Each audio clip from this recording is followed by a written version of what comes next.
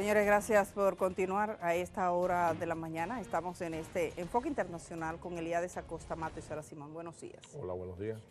Sara está en España. Buenos días, Sara. Hola, muy buenos días, Edith. Buenos días, Elías. Es un placer saludarles a todos. Comenzamos contigo. Hay una noticia que creo que tiene impactado el mundo y que tiene que ver con los seres más vulnerables que puede tener una sociedad, los niños.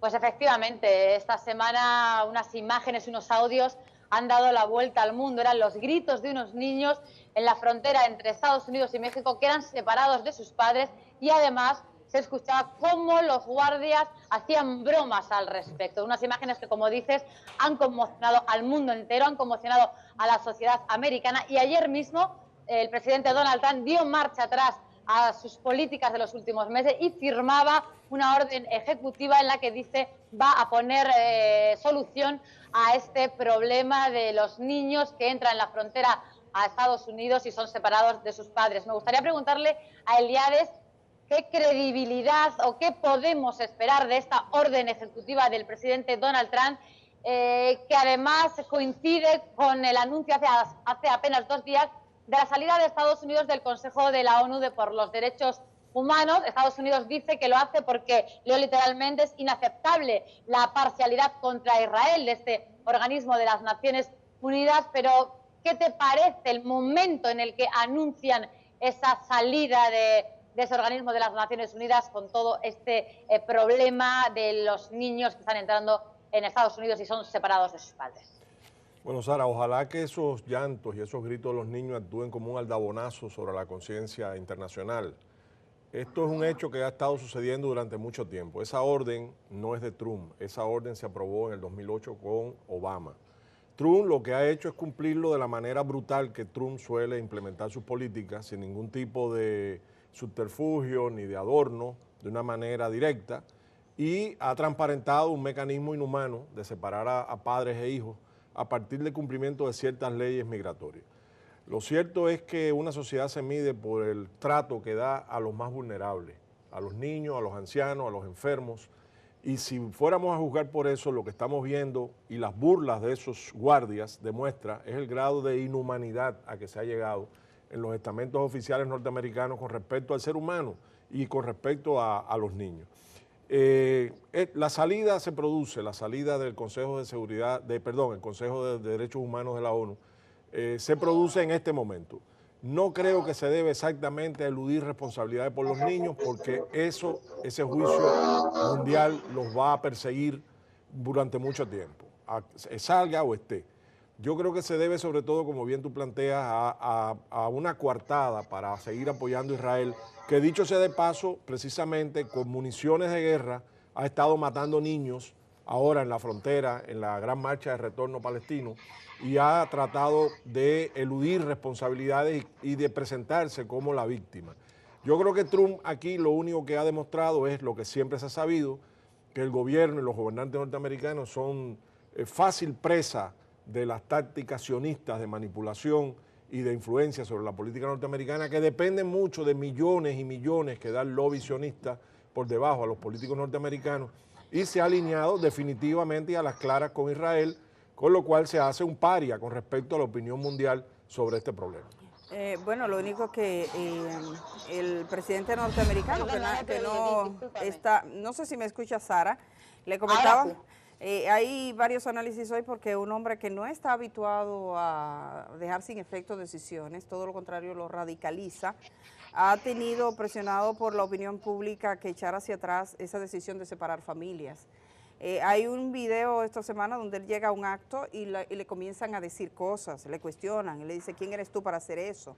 Estás violando derechos.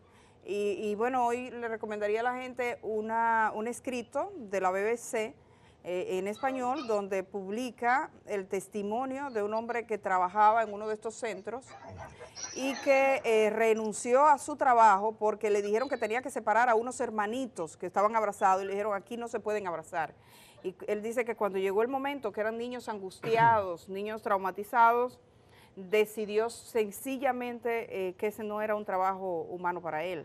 También 3 líneas aéreas estadounidenses han anunciado su decisión de no trasladar a esos niños separados de familia. Mira, estamos viendo constantemente denuncias de abusos sexuales en el mundo y de todo tipo de atropello contra los menores.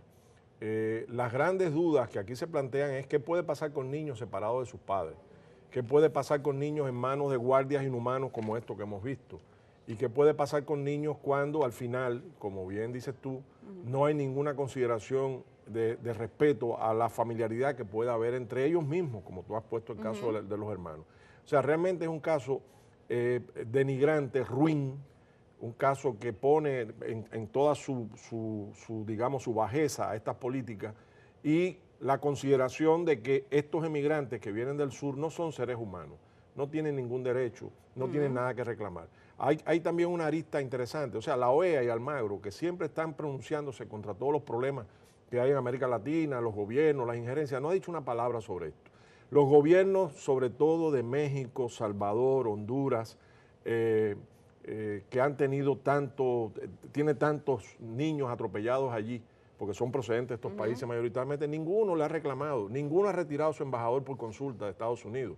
Quiere decir, lo que hacen contra sus ciudadanos no les interesa a esos gobiernos ni a la OEA. Por eso es que es impune y por eso es que lo pueden hacer. Sí, bueno, y también recomendarle el discurso de López Obrador pidiendo que el gobierno de México se pronunciara respecto a esta situación. Pero van a dejar de separar a las familias, aunque sigue siendo criminal quien entra sin documentos a los Estados Unidos. Lo consideran simplemente un delincuente y lo tratan como un delincuente. Sara, estamos regresando contigo esta vez para que miremos un poquito más allá, un poquito más abajo en América Latina. Pues te voy a hablar dentro de las noticias de estos últimos días, una noticia que ya la adelantaba nuestro oráculo Elíades en referencia a la segunda vuelta de las elecciones colombianas. Tal y como nos decía Elíades, Iván Duque se impuso en esa segunda vuelta con cerca del 54% de los votos, unos 10 millones de votantes, frente al candidato, ahora se me fue el nombre, Gustavo Petro. Efectivamente, Gustavo Petro, con el 42% de los votos, cerca de 8 millones de votantes se fueron por él. Petro, en sus redes sociales, publicaba un tuit en el que decía, y lo voy a decir literalmente, ¿cuál derrota? 8 millones de colombianos y colombianas libres en pie. Aquí no hay derrota. Por ahora no seremos gobierno. Duque asumirá el cargo a partir del próximo 7 de agosto. Una de las dudas que se plantea el mundo es la sombra de Uribe, ya que muchos analistas dicen que esa victoria de Duque ha sido posible en parte o principalmente por el apoyo del exmandatario Álvaro Uribe. Y esa es la pregunta principal que le planteo hoy a Elíades, si detrás de este nuevo presidente de Colombia va a estar la sombra de Álvaro Uribe. También preguntarle por la cuestión principal, que se supone que va a ser una de las funciones que va a tener que abordar cuando lleve a la presidencia, que es el tema de los acuerdos de paz de La Habana en relación a las FARC, ya convertidas en partido político, que no se están cumpliendo.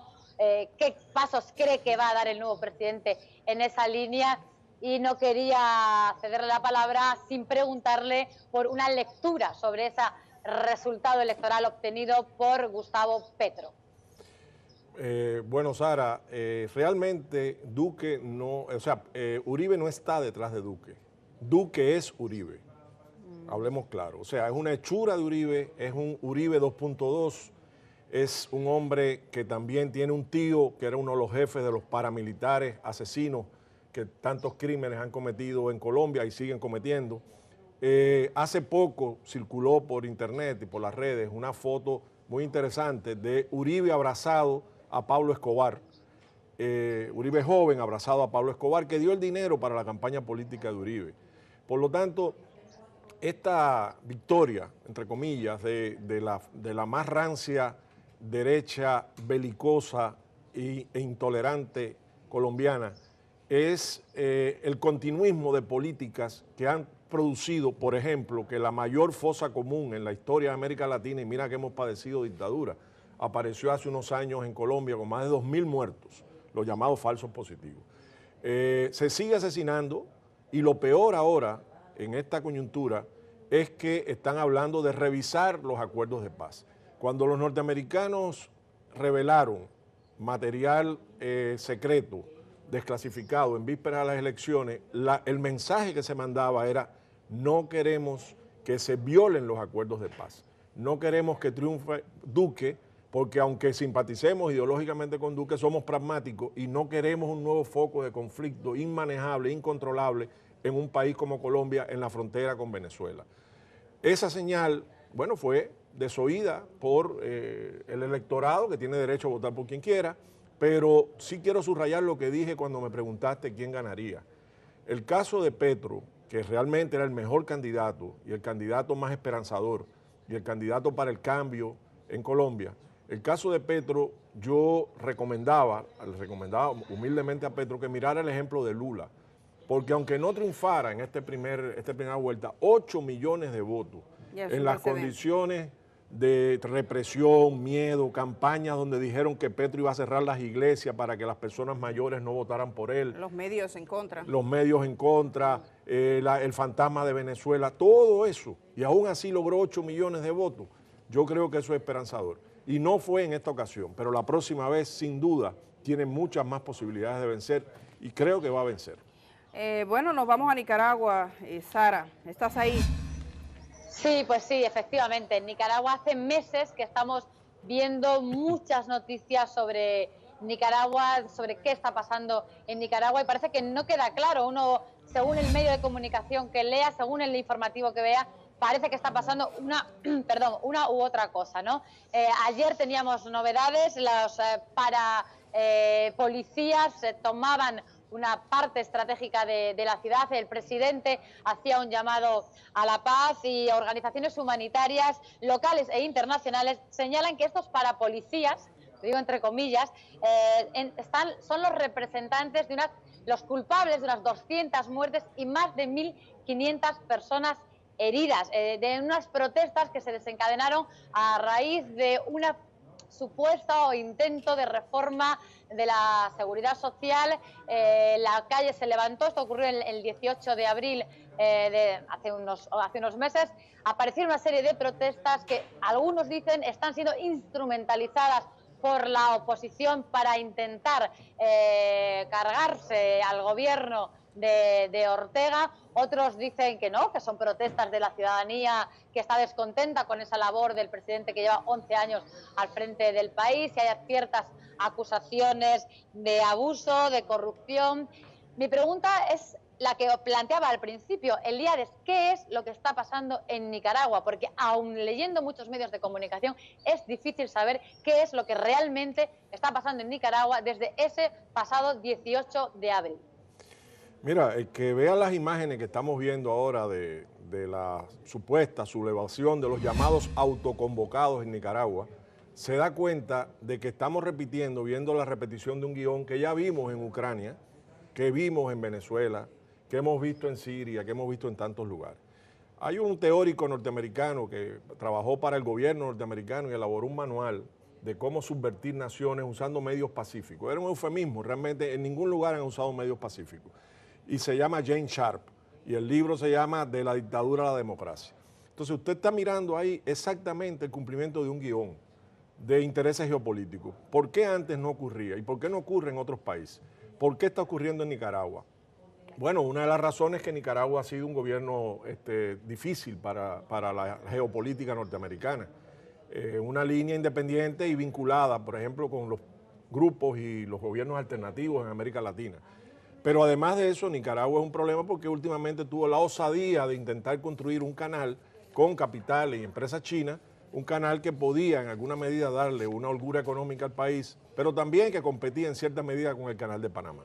Entonces aquí la economía es decisiva. Usted está mirando esas imágenes y está viendo grupos armados. No son gente como Gandhi, ni son Mandela. Son grupos armados que están torturando, han circulado los videos de las torturas, que están disparando. Esos muertos que se dicen, ahí también, y no pocos, son sandinistas y gente que apoya al gobierno. De esos no se habla, se le achacan todos al gobierno. Entonces, grupos paramilitares, ¿cuántos, como lo vimos en Libia, cuántos infiltrados de organismos internacionales de la comunidad de inteligencia de países como Estados Unidos y tropas especiales están metidos, disfrazados bajo las capuchas y bajo los disfraces? Entonces, quitémonos la careta, hablemos claro. Hay una guerra contra un gobierno que puede haber cometido 1000 errores. Yo no estoy defendiendo ni a Daniel Ortega ni a su mujer. Yo estoy defendiendo al pueblo nicaragüense, que por algo hizo una revolución sandinista y llevó al sandinismo al poder. Y lo hizo a través de las urnas y con la Constitución en la mano. Por lo tanto, estamos viendo ahí una acción de ese tipo que cambie o no el gobierno, pero no tiene por qué ser aplaudida de una manera crítica cuando nos están sembrando matrices de opinión que ya nos sembraron antes en Libia y en otros lugares. Pero, bueno, Sara. parece que Sara no Sí, está. ¿Estás ahí? sí, te escucho. Estamos todos con la tos ahí. Sí, bueno, Sara, vámonos, terminamos y nos quedamos contigo en España precisamente, porque cómo está la situación allá en tu país, que la vivió muy tensa en los últimos meses. Pues como hablábamos la última vez, ha habido una moción de censura a Mariano Rajoy, que hace unos días se incorporaba a su anterior puesto de trabajo como registrador de la propiedad en Santa Pola. Ha sido toda una revolución mediática. Es la primera vez que un presidente se reincorpora a su trabajo antes de la actividad política. Y Pedro Sánchez ya está ejerciendo de presidente.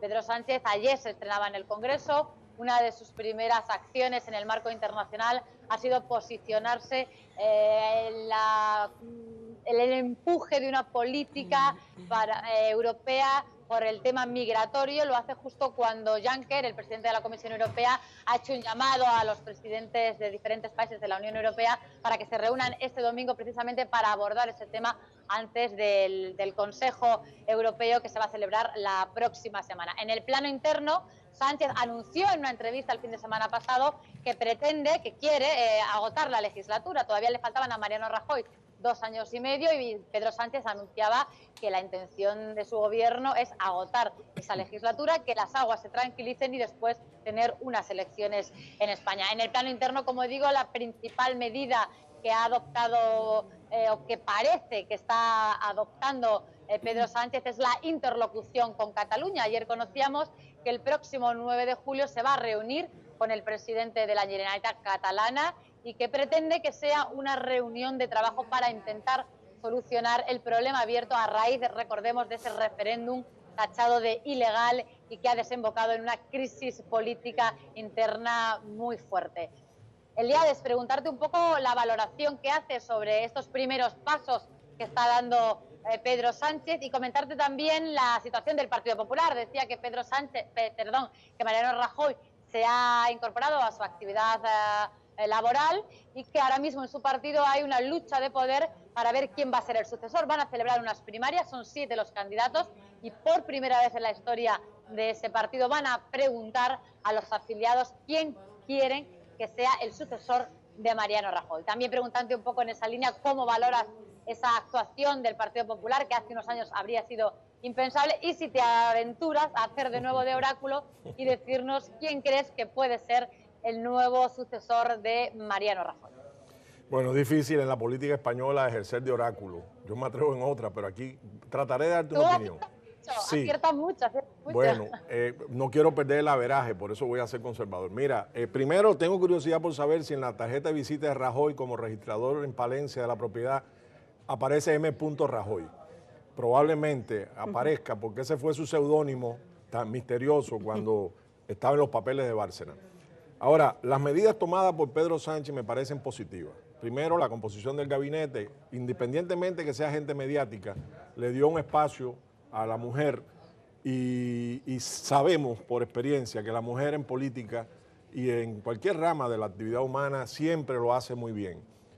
Segundo, la decisión del Aquarius, por ejemplo, fue una decisión valiente, una decisión correcta. Está también promoviendo que salga del Valle de los Caídos los restos de Franco y que sean entregados a su familia para un entierro privado, familiar. A raíz de eso he visto incluso en las redes gente muy radical en la política española decir, por primera vez me siento orgulloso de ser español hace mucho tiempo. Yo creo que esas son medidas inteligentes, son medidas positivas, indiscutiblemente muy superiores a la actitud tomada por Rajoy, sobre todo en política exterior también, y la saludo. Me parece que va por un camino que puede ser de interés de los españoles, de los verdaderos intereses de España. En cuanto a la sucesión en el PP, ahí hay 7 candidatos, de los cuales 2 son mujeres que tienen gran posibilidad, que son Cospedal y Santa María. Una fue vicepresidenta de Rajoy, Santa María, y la segunda fue ministra de Defensa. y eso pesa en la política, por supuesto.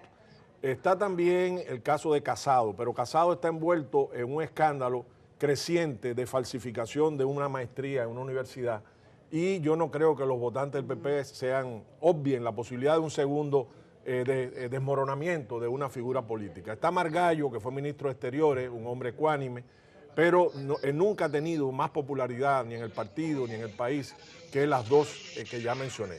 Entonces, teniendo en cuenta una persona como Santamaría y una persona como Cospedal, y teniendo en cuenta que ahora el PP necesita y va a apostar por un político, una política fuerte, tipo la Merkel o Margaret Thatcher, para poder salir del atolladero donde se encuentra, del entuerto en que se encuentra, pues yo diría que quizás, aunque las mediciones de la opinión pública dan a Santamaría con mayor posibilidad, yo diría que Cospedal, mi modesta opinión, tendría más posibilidad, porque se va a buscar un líder fuerte, un líder que sea capaz, repito, de sacar de la crisis terrible en que se encuentra el PP, pagando sus propios errores políticos. Bueno, Sara, así terminamos la jornada de hoy. Un placer, como siempre. ¿Cómo está la temperatura ahí? Pues ya me veis, estoy en manga corta, una temperatura agradable. Ayer teníamos mucho más calor, pero ahora pues estamos con una temperatura agradable. Las terracitas, no sé si veis, a la gente está sentada en las terracitas. Genial. La gente pasea. Estamos en un tiempo primaveral, veraniego. Hoy entra el verano, oficialmente esta noche entra el verano en España. Y a partir de aquí pues ya tendremos temperaturas muy calurosas y bastante insoportables, pero de momento estamos teniendo una tregua y estamos con un clima agradable. Bueno, pues que lo disfrute. Muchísimas gracias, Sara. Nos encontramos en 15 días. Gracias. Bueno, Elías, en 15 días también nos encontramos aquí. Cuando regresemos a encontrarnos contigo y con Sara en 15 días, ya habrán pasado las elecciones mexicanas, que son el 1 de julio. Así es. Y todo parece indicar que Manuel López Obrador finalmente conquista la presidencia de México. Hay que persistir. El ejemplo de Lula y López Obrador lo demuestra. Eso para Petro. Sí, López Obrador, todo un fenómeno. Dice, claro, y sobre todo los más jóvenes, los chicos. ¿Cómo no? Tendremos ocasión de analizar un poco la situación mexicana en 15 días, por supuesto. Y por ahora vamos a la pausa, que tenemos más.